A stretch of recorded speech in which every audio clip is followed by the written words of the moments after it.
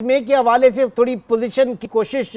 اس کو شاید اس تناظر میں بھی دیکھا جا سکتا ہے، لیکن شیر افضل مروت صاحب جو ہیں ان کے اوپر بھی آپ نے دیکھا کہ جس طریقے سے پارٹی کے اندر سے پھر آوازیں اٹھنے لگیں، تو یہ ابھی پارٹی کے اندر بہت بڑا ایک مسئلہ ہے کہ کون کس کیمپ میں ہے، کون کس کے ساتھ ہے۔ یہ ایک بہت بڑا مسئلہ ہے پارٹی کے اندر۔ بالکل، آپ نے شیر افضل صاحب کی بات کی، دیکھیں وہ بھی ساؤتھ سے ہیں اور انہوں نے جس طرح سے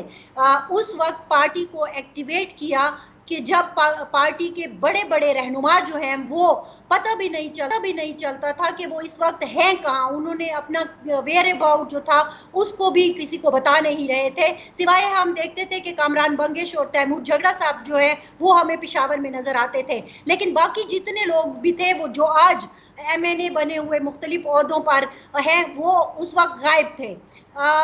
سمیت علی امین گنڈاپور صاحب کے، اگرچہ ان کے بیانات آتے رہتے تھے لیکن وہ غائب تھے۔ لیکن شیر افضل صاحب نے ایک موومنٹ چلائی، لوگوں کو، کارکنوں کو متحرک کیا اور پھر جو سب کچھ دیکھا آپ کے سامنے ہے۔ اب صرف یہ بات نہیں ہے کہ شیر افضل صاحب ناراض ہیں، ودن پارٹی اگر آپ خیبر پختونخوا میں دیکھیں تو پی ٹی آئی آپ کو 3 حصوں میں واضح طور پر بٹی ہوئی نظر آتی میں ہے۔ ذرا تفصیل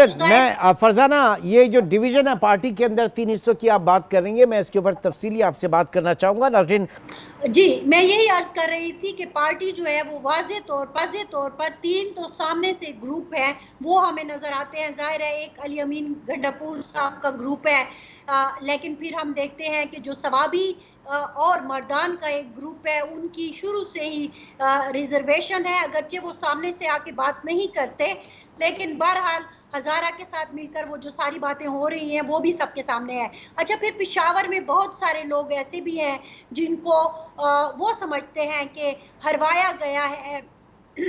جو کہ وزیر اعلیٰ کے ان میں سے کچھ امیدوار بھی ایک بڑے اہم امیدوار بھی تھے اور ان کو جس طرح سے الیکشن میں ہروایا گیا وہ بھی سب کے سامنے ہے۔ تو اور پھر ودن پارٹی اگر آپ دیکھیں کہ کچھ ایسے معاون خصوصی اور مشیر لیے گئے، اس کے اوپر بھی پارٹی کے بہت سارے لوگوں کے اعتراضات ہیں کہ جو لوگ ڈیزرو کرتے تھے، جنہوں نے قربانیاں دی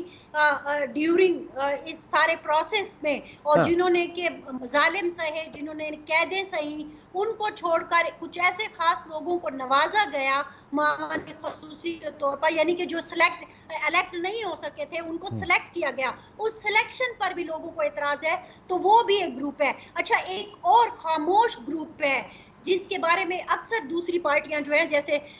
مرکز کی جو پارٹیاں ہیں وہ کہتے ہیں کہ ہمارے پاس ایک فارورڈ بلاک کی صورت میں بھی ان کے کچھ لوگ ہیں، تو اس میں بھی کوئی غلط بیانی نہیں ہے، بہت سے ایسے لوگ بھی ہیں جو اس کشمکش نہیں چلانا چاہتے، وہ بھی ایک حصہ ہے۔ تو اس تو کا اب مطلب یہ ہے آپ کہ نے آگے حکومت کے پاس اور پالیسی سازوں کے پاس بڑا اسپیس ہوگا، ان کے پاس بڑے آپشنز آ سکتے ہیں۔ دیکھیں، آپشن تو آپ کو کل ہی نظر آ گئے جب چیف آف آرمی سٹاف کا ایک بیان آیا ہے، اس کے بعد آپ دیکھ رہے ہیں نا کہ ہر ایک جگہ سے کہ ایم این ایز بھی آ کے پریس کانفرنس کر رہے ہیں، وہاں پہ اپوزیشن لیڈر بھی پریس کانفرنس کر رہا ہے، یہاں پہ سی ایم صاحب کل جلسے میں بھی بڑی خطرناک قسم کی کچھ باتیں انہوں نے ایسی آؤٹ آف دا وے جا کے کر لی جو ایکسپیکٹ نہیں کی جا رہی تھی، اور ظاہر ہے آج جب ہم آپس میں ان باتوں کو کی کڑیاں ملا رہے تھے تو ایک چیز تو سامنے آتی ہے کہ کل جو میسج دیا گیا ہے یہ سارا اس کا ریئیکشن ہے۔ آپ کو پتا ہے کہ سب کے کوئی نہ کوئی مقدمے پڑے ہوئے ہیں، یہ سارے کے سارے جو اس وقت اسمبلیوں میں بڑے اہم رہنما بیٹھے ہوئے ہیں سمیت ہمارے وزیر اعلیٰ علی امین گنڈاپور صاحب کے، ان کے مقدمات ہیں، اس پہ ان کو ضمانتیں ملی ہوئی ہیں، تو ظاہر ہے ایک خوف تو ہے کہ یہ چیزیں اگر پھر سے کھل کے سامنے آ گئیں اور کاروائیاں شروع ہو گئیں تو پھر مسئلہ ہوگا، کیونکہ کل آپ نے ایک اور بات بھی دیکھی ہوگی جس پر آج بحث ہو رہی ہے کہ کل جو میسج دیا گیا تھا وہ یا اس سے پہلے جو میسج دیا گیا تھا وہ اداروں کو بھی ایک میسج تھا کہ چیزوں کو جو ڈیلے کیا جا رہا ہے وہ پاکستان کے حق میں ٹھیک نہیں ہے، یہ بھی ایک میسج دیا گیا ہے۔